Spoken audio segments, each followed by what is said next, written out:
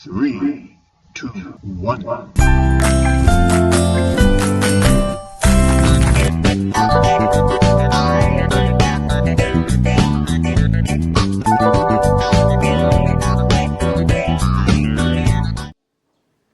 Assalamualaikum warahmatullahi wabarakatuh, Mbak. Waalaikumsalam warahmatullahi wabarakatuh. Gimana, sehat ya, Mbak ya? Alhamdulillah sehat. Ya.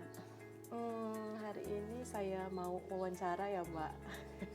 Sedikit tanya-tanya jawab lah, sharing terkait usahanya. Tapi sebelum itu saya mau Mbak perkenalan diri dulu deh, nama Mbak siapa dan usahanya di bidang apa gitu, Mbak. Silakan. Boleh. Nama saya Lailul Mu'afifah. Kami usahanya buka jahitan dan bordir. Bordir Ya, jahitan insya Allah semua jahitan sih. Kalau bordir juga insya Allah semua bordir kami kerjakan. Sudah berapa lama, Mbak? Kami mulai buka awalnya sih bordir aja 2011. Nah, untuk jahitan menyusul dari bordir udah mulai berjalan, kami mulai dapat nih konsumen jahitan itu awal 2012. Awalnya satu orang, habis itu ngajakin kawan, ngajakin saudara. Jadi awalnya dari mulut ke mulut gitu.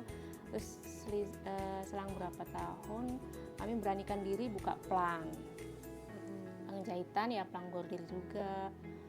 Akhirnya lama kelamaan ya alhamdulillah banyak nih pesanan masuk, orderan masuk. Yang tadinya dari mulut ke mulut lama-lama menjadi ya banyak lah.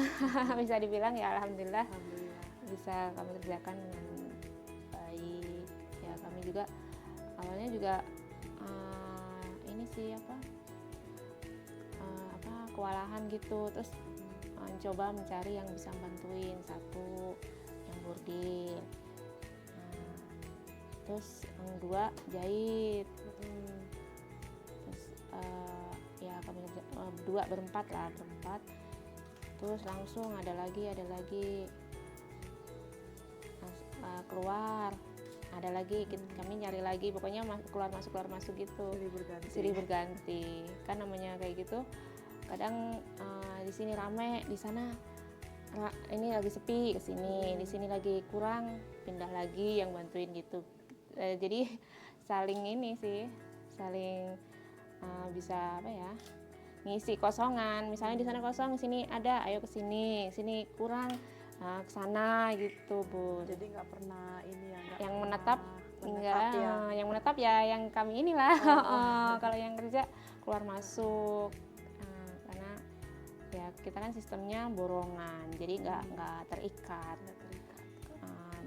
Kita juga belum berani sistem misalnya kayak UMR bulanan gitu, kita belum berani. Kadang namanya kerjaan, kadang kalau lagi banyak ya banyak bareng masuknya, kalau lagi berkurang ya cukup kami aja yang ngerjain gitu. Jadi kan kasihan juga kalau yang sistemnya bulanan, mendingan borongan kan lebih enak. Kalau pas lagi banyak ya mereka dapat banyak, kalau pas lagi kurang ya berkurang juga gitu.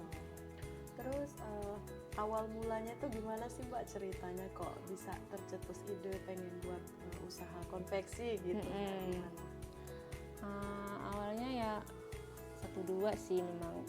Awalnya kita ngerjainnya cuma busana aja, busana ini pesta ya, busana untuk ngaji gitu. Tapi lama-lama ada yang nanyain, Mbak bisa nggak nih buat seragam untuk ini rebana ini untuk mau lomba gitu. Oh bisa, yang penting waktunya nggak terlalu mepet. Kami juga kan butuh waktu untuk ngerjain banyak.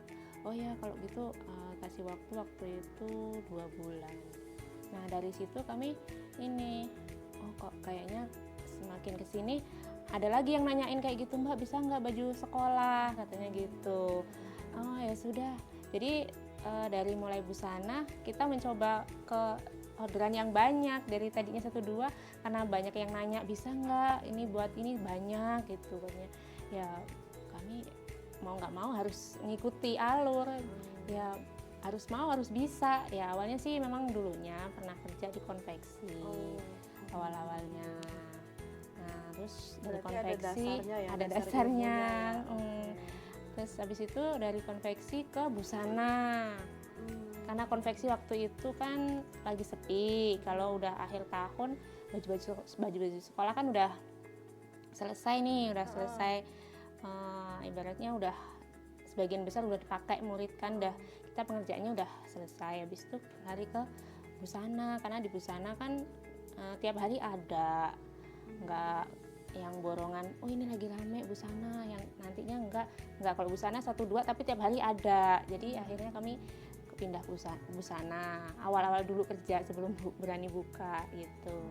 Jadi udah dasarnya udah ada dari situ ya. Terus alhamdulillah sampai sekarang kita kembangin. Jadi yang mau pesen 1 oke, kami terima, mau yang 2 kami terima, bahkan yang sampai ratusan kami juga terima. Yang penting waktunya jangan mepet gitu, yang sesuai kemampuan kita gitu. Oh gitu ya. Berarti konveksi sama busana itu ada perbedaan ya Mbak ya? Bedaan. Gimana Kalau bedaan? konveksi itu kan dia pengerjaannya nggak cukup 1, jadi banyak. Oh, skala besar gitu skala ya. besar. Kalau busana, kalau kebaya itu kan 1, 2 gitu. Kadang ya seragam keluarga gitu aja, nggak yang sampai ribuan pieces enggak. Tapi pernah sih kami juga punya konsumen yang memang dia buka butik. Jadi kami suruh, bisa nggak Mbak aku buat ini, buka butik tapi aku ngerjainnya sama Mbak. Banyak, skalanya banyak sih. Paling enggak seminggu itu waktu itu pernah 10, antara 10 sampai 50 dalam waktu seminggu. Dalam seminggu. Dan itu harus selesai. Harus selesai, karena mereka juga kan begitu selesai langsung dipasarin, langsung laku gitu. Itu sampai berapa tahun ya? Kurang lebih 3 tahun. Nah dari situ ini mulai kena corona itu, jadi udah ini berhenti, paling 1-2 ini pengerjaannya. Dari situ udah berhenti sih dari butik itu. Nah ada lagi yang butik untuk baju harian, ada, cuman nggak lama juga karena ya memang corona itulah. Jadi sejak corona itu mulai terhenti. Iya gitu terhenti untuk ini konveksi yang apa namanya ini butik. Tapi untuk sekolah insya Allah tetap ada. Terus untuk busana harian juga ada, untuk bordiran juga kayak gitu sama. Alhamdulillah ya. Alhamdulillah. Berarti kalau di masa-masa sulitnya jatuh bangunnya itu pasti kan ada dalam dunia usaha ya Mbak ya. Iya. Nah ketika masa sulit itu berarti pas waktu corona itu ya? Ya waktu corona itu kayaknya udah ngerasain benar itu. Udah memang kan nggak boleh pesta 1, terus anak sekolah juga nggak boleh sekolah. Jadi kan yang kami kerjakan kan di bidang itu semua, jadi ya terhenti, terdampak. Yang masih berjalan waktu itu masker, karena kan masker yang jadi udah ini di pasaran langka, jadi buat dari kain. Nah dari situ ya lumayan lah buat menyambung gitu. Kan berapa tahun itu ya, 2019 sampai 2023 baru pulih ya? Baru pulih. Nah itu udah mulai pesta, udah mulai boleh, ya itu alhamdulillah 1 demi 1 ini mulai ada lagi. Terus tapi itu hilang, si masker itu hilang. Oh iya karena sudah mulai pulih ya. Mulai pulih. Tapi lumayan bangkit lagi gitu. Bangkit lagi, ibaratnya jatuhnya ya tetap benar-benar di nol. Kita bangkit satu lagi, sampai buat bayar sewa aja kami harus nyari sana sini. Akhirnya kami berhenti dulu juga kan waktu itu. Sempat berhenti 1,5 tahun karena memang ya kayak gitulah kondisinya. Itu pas corona itu iya kan 2021 awal itu memang kami memutuskan untuk berhenti dulu karena memang ya satunya memang kondisinya ininya kayak gitu, keuangannya. Terus si suamiku juga lagi sakit, jadi kan nggak bisa maksimal, kita juga harus bayar tiap hari. Benar-benar itu ya, dalam masa 1,5 tahun kita di kampung ya memang kita nggak berhenti total, tapi kita ini namanya di kampung beda lah sama di sini. Nah dari 1,5 tahun itu kita ambil pelajaran untuk istirahat, kayaknya cukup nggak cukup, harus cukup. Nah setelah suamiku operasi dan mulai sembuh, kami memberanikan diri untuk kesini lagi. Oh gitu. Untuk mulai lagi ya, untuk mulai bisa bangkit lagi lah dari dari jatuhnya itu. Ya mau nggak mau harus bangkit, harus semangat. Ya mudah-mudahan sakitnya juga udah sampai di situ aja, kita harus perbaiki semuanya. Karena gimana juga tetap lebih berpenghasilan di sini Iya. ya. Karena kan pelanggannya taunya hanya di sini. Di sini gitu kan. kalau untuk nyari di kampung kayaknya jauh banget. iya, jalannya jelek iya, terus kayaknya waktunya lama di jalan. Kami juga mau ngambil ke sini juga kayaknya kalau nggak sama kemana gitu kayaknya cuma 1-2 berat gitu. Lebih ya pokoknya lebih nyaman di sini lah. Ininya lebih banyak, masyarakatnya lebih banyak, lebih luas, jadi ya nggak cuma 1-2. Kalau di kampung kan terbatas. Masyarakatnya cuma ya gitu aja.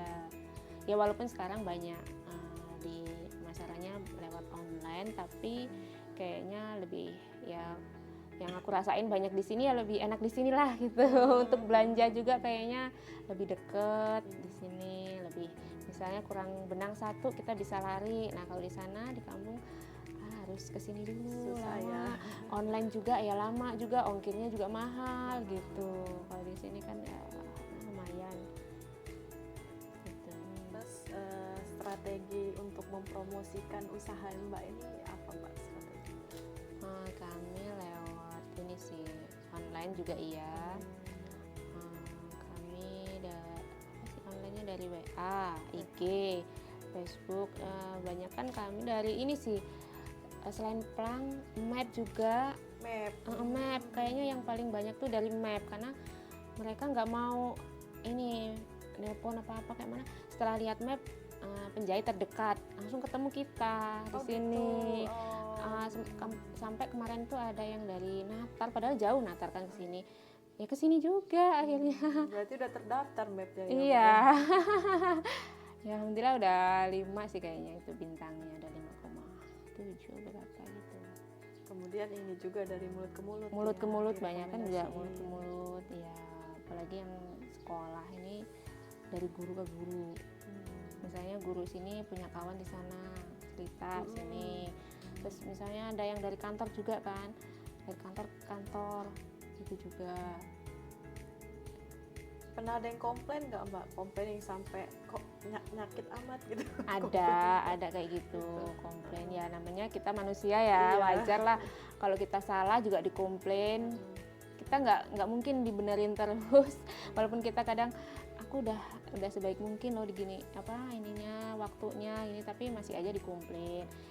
Dengan catatan sebenarnya aku misalnya dia minta tanggal 10, tapi biar aku nggak meleset aku majuin tanggal 7, tapi dengan tanggal 7 itu dia udah nanyain, katanya janjinya tanggal 7, kenapa harus mundur? Nah padahal aslinya dia yang minta tanggal 10, cuman daripada aku takut meleset aku tulis tanggal 7. Tapi bukan berarti aku janjinya tanggal 7 gitu, tapi kan kadang orang nggak terima ya. Berarti komplainnya itu terkait masalah waktunya aja gitu ya? Waktu bukan jahitan atau bukan apa? kalau jahitan ya ada sih yang komplain, misalnya pas pengerjaannya kadang kurang rapi, ada 1-2. Misalnya pas nggak yang aku ngerjain sendiri, misalnya ada yang bantuin tapi ternyata ada sedikit yang kurang rapi, ya ada sih, wajar itu ini komplain. Tapi alhamdulillah kami benerin ya dengan hasil yang ya semaksimal mungkin. Alhamdulillah orangnya bisa nerima gitu. Karena kalau dikerjain sendiri kan nggak mungkin semuanya, pasti kita nyari partner kerja lah gitu. Sudah berapa banyak Mbak partner kerjanya Mbak? Kalau keluar masuk sih banyak. Banyak ya. Misalnya yang sampai sekarang aja masih berapa? ada 4 sih. 4. Yang standby di sini 3, yang di luar ada 1. Standby nginep ya? Enggak minap, ada yang minap, ada yang pulang, ada yang berangkatnya pagi pulang sore, ada yang berangkatnya habis zuhur sampai sore, nanti pulang bawa PR dikerjain di rumah gitu. Ada yang minap juga ada 1 gitu. lumayan juga ya Mbak ya. Lumayan. Makin hari jahitannya semakin ramai ya. Ya alhamdulillah kami ya apa ya namanya alhamdulillah sih bisa dipercaya sama orang-orang ya, kami juga bekerjanya semaksimal mungkin lah bisa menyenangkan hati-hati orang ini. Iya. Terakhir nih Mbak, ada nggak sih tips dan triknya untuk misalnya pemula gitu ya yang ingin terjun di dunia konveksi dan busana ini gitu, gimana Mbak? Boleh, tipsnya satu itu yakin, dua itu memang kemampuan kan, kemampuan, tiga itu memang harus percaya diri bahwa kita itu ya mampu memberikan yang terbaik untuk konsumen. Terus istiqomah lah, istiqomah. Terus yang pasti ilmu yang tadinya kita udah punya ya harus diterapkan kan, mau nggak mau harus terapkan biar apa ya, ya untuk ini kita sendiri sih, untuk majuin ini kita, keinginan kita buka usaha itu harus seperti apa. Nah ilmu yang dapat ya diterapin lah gitu. Harus tekun ya Harus Mbak, ya? tekun, satu sih tekun itulah, Sama telaten ya? telaten. Kayaknya kalau orang nggak telaten Nah. udah males gitu. Kalau untuk modal insya Allah kita bisa berjalan, misalnya punya duit 100 untuk modal awal. Kalau kita tekun insya Allah bisa. Gak harus modal gede sih kalau untuk kayak gini, yang penting kita punya satu mesin obras, mesin jahit, itu bisa berjalan. Kira-kira budget awal itu berapa deh gitu Mbak untuk mulai start awal gitu? Budget awal ya berarti kalau untuk satu mesin dengan mesin kecil lah, misalnya mesin kecil ya itu 1,5, mesin obras kecil juga 1,5, misalnya 3 juta. 3 juta. Misalnya mau di rumah bukanya ya kita nggak perlu nyewa kan. Iya. Kalau mau misalnya mau nyewa ya kita nyari yang sesuai budget kita, misalnya yang ambil yang bulanan dulu, misalnya bulanan berapa sih, 600 sampai 700 kan di bedeng kecil, kalau misalnya bedeng kecil. Kalau misalnya mau di ruko berarti ruko yang kecil sekitar 3 juta berarti kan. Dengan modal berarti kalau misalnya nyewa 3 juta sewa, terus mesin 2, itu insya Allah sudah bisa berjalan sih. Yang penting kita tekun sama istiqomah itu aja. Apa ya, ngirit, istilahnya ngirit ya, bukan berarti dapat duit, orang jahitin dapat duit kita langsung beli ini itu, jangan.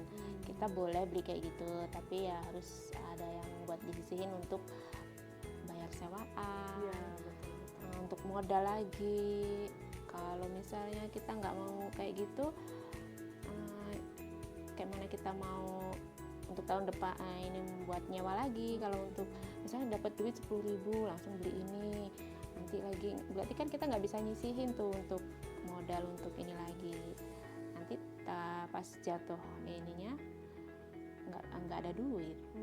Iya ya betul. Nggak ada duit. Karena bahan-bahan jahitan juga mahal ya. Iya, Bahan-bahan baju alat-alatnya gitu, kan alat, ya ya. lumayan. Kalau kita nggak megang untuk modal lagi, kita ya susah, untuk ngembangin juga susah. Artinya pinter-pinter lah memanage ya, manage uang gitu. Istilahnya misalnya dapatnya 10.000 ya, yang buat makan istilahnya 3.000 nih, cukup lah. Kalau masih sendiri kan cukup, tapi kalau untuk udah berkeluarga ya kita bagi dua gitu. Untuk modal segini, untuk makan sehari segini gitu. Kan modalnya juga nggak cuman sewa, nggak cuman mesin, mas, kita pakai listrik juga. Oh iya ya, itu kan dijalanin pakai listrik. Nah listrik juga kan harus bayar. Gitu. Jadi harus misalnya bagi dua itu ya harus pinter-pinter banget lah. Gitu. Oke Mbak, terima kasih banyak atas sesi sharingnya. Mudah-mudahan ilmu yang diberikan ini bermanfaat gitu ya. Amin. Terima kasih sekali lagi karena sudah meluangkan waktunya. Saya akhiri sesi wawancara kita sampai di sini. Kurang lebihnya juga saya mohon maaf. Assalamualaikum warahmatullahi wabarakatuh. Waalaikumsalam.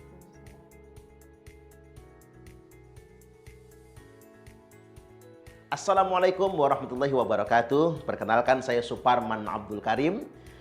Keseharian saya sebagai seorang muballigh atau penceramah. Saya adalah pelanggan tetap Yuka Collection di tempat Mbak Lail. 90% lebih kostum yang saya gunakan untuk berdakwah keliling ceramah pesan ke Yuka Collection. Dikarenakan jahitannya rapi, tampilannya menarik, bahkan beberapa pakaian bordirnya rapi, bordirnya menarik. Mari kita semua support. Semoga Yuka Collection semakin maju dan berkembang. Terima kasih. Assalamualaikum warahmatullahi wabarakatuh. Halo, nama saya Yulia Hasanah. Saya pelanggan dari Yuka Collection. Alhamdulillah harganya bagus. Ini kualitasnya juga bagus, sesuai sama harga, jahitannya rapi. Kan kadang ada yang sekali pakai langsung robek, itu enggak, alhamdulillah rapi. Ya sesuai keinginan lah gitu, sesuai sama harga juga.